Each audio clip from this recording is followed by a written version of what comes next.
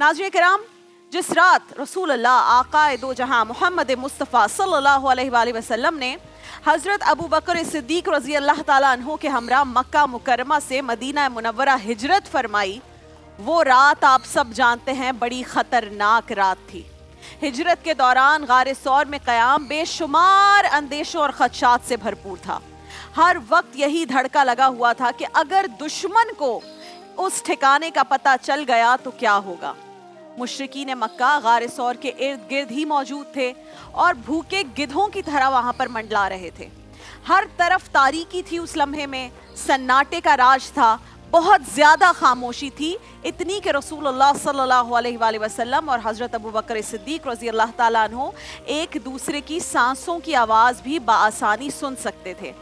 इसलिए मामूली सी हरकत सकनात और कदमों की एक हल्की सी चाप भी दुश्मन के मुतवज्जा होने के लिए उस वक्त काफी थी। सैयदना अबू बकर ने जब ये खतरात महसूस किए तो आपकी आंखों में आंसू आ गए। आक़ाए दो जहां मोहम्मद मुस्तफ़ा सल्लल्लाहु अलैहि वसल्लम ने पूछा, है अबू बकर रोते क्यों हो? तो आपने अर्ज की, या रसूल अल्लाह, मैं अपने लिए नहीं रो रहा, बस ये सोचकर गमज़दा हूँ कि खुदा न ख्वास्ता दुश्मन अगर यहाँ तक पहुँच गए और आपको कुछ हो गया तो क्या होगा।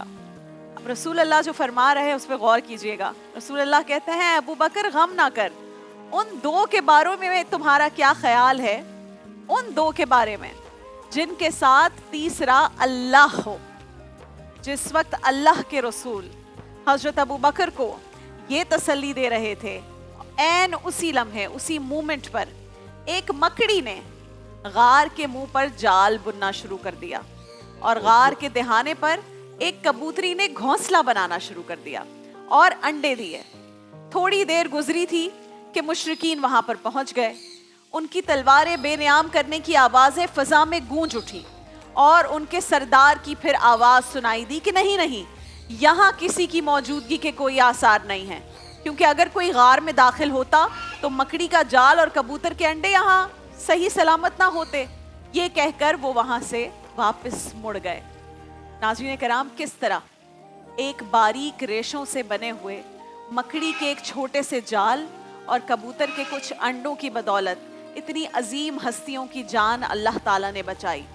अल्लाह की दो नन्ही मखलूकात, मकड़ी कैसी होती है, अल्लाह के सबसे अजीम पैगंबर और उनके सबसे खास रफीक की जान बचाने का सबब बन गई।